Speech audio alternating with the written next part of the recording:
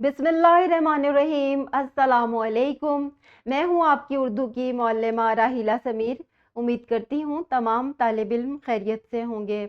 प्यारे बच्चों, इससे पहले कि आज के सबक का आगाज़ किया जाए, ये सरगर्मी आपने करनी है। सबक हमारा है major Mohammad Akram. B lift हमारा 43 है। करना क्या है, इन तस्वीर में से कौन सी तस्वीर तकरीर को जाहिर कर रही है उस पर टिक लगाना है। जाहिर है कि सब बच्चों को मालूम है कि कौन तकरीर कर रहा है।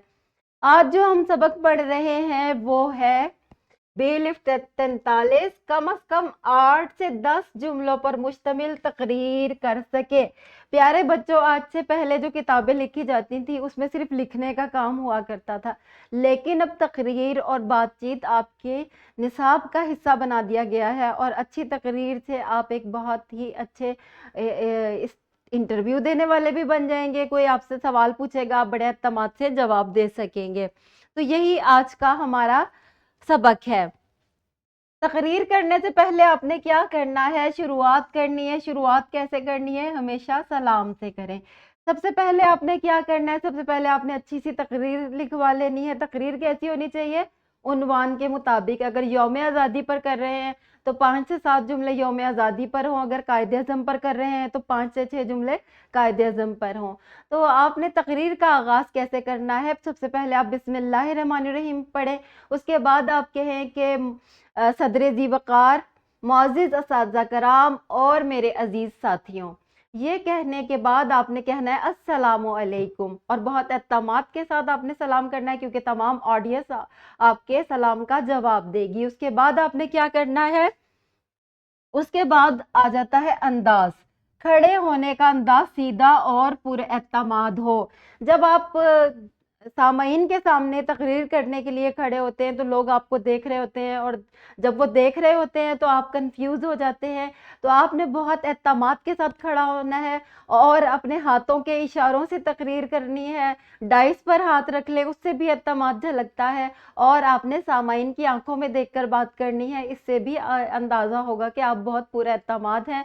और याद रखिए, अच्छी तकरीर में एतमाद के 5 नंबर होते हैं जब हम किसी भी कंपटीशन में जाते हैं। तीसरा हमारा जो मरहला है वो है आवाज़ इतनी ऊंची हो कि सब सुन सकें।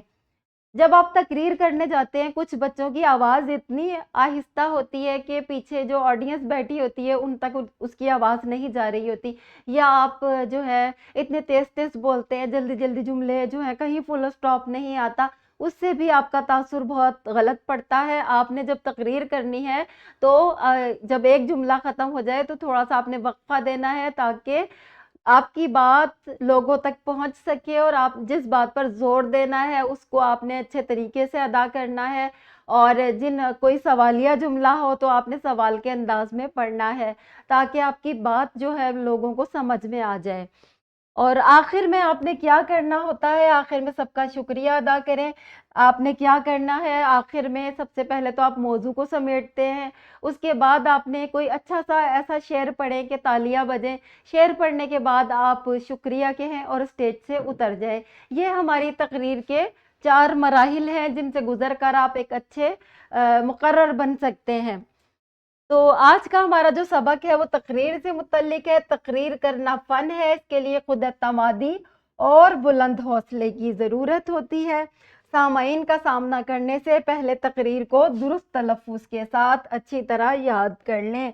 प्यारे बच्चों, सबसे अहम बात यह है कि जब आप तकरीर लिखवाते हैं तो उसको पढ़ना भी सीखें। अपने असातिज़ा कराम के सामने, अपनी वालदा के सामने, अपने वालिद के सामने सबको पढ़कर सुनाएं। अगर कोई तलफ़्फ़ुज़ की गलती है तो उसको दुरुस्त कर लें ताकि आप जब फाइनल जो आपका दिन होता है तकरीर का, उसमें आपकी तकरीर सबसे बेहतर हो।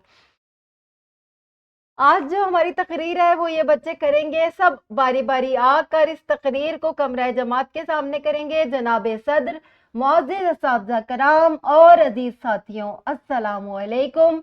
मेरी आज की तकरीर का उन्वान है वतन के शहीद। सलाम है उन फौजी जवानों पर जिन्होंने पाकिस्तान की सरहदों की हिफाजत करते हुए जामे शहादत नोश किया।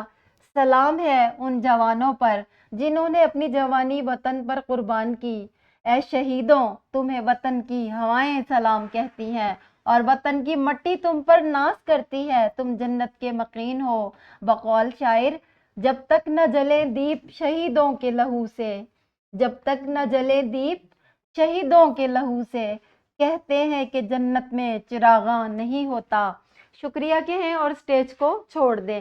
سب بچوں نے باری باری اس سرگرمی کو کرنا ہے تاکہ آپ کے بولنے کی صلاحیت میں اضافہ ہو اور لوگوں کو آپ اچھے طریقے سے ڈیل کر سکیں۔ یہ ہمارا گھر کا کام کا صفحہ ہے جو آپ کی ورک بک پر موجود ہے۔ جو آپ کو ایک شعر دیا گیا ہے وہ شعر آپ نے زبانی یاد کر کے یہاں لکھنا ہے۔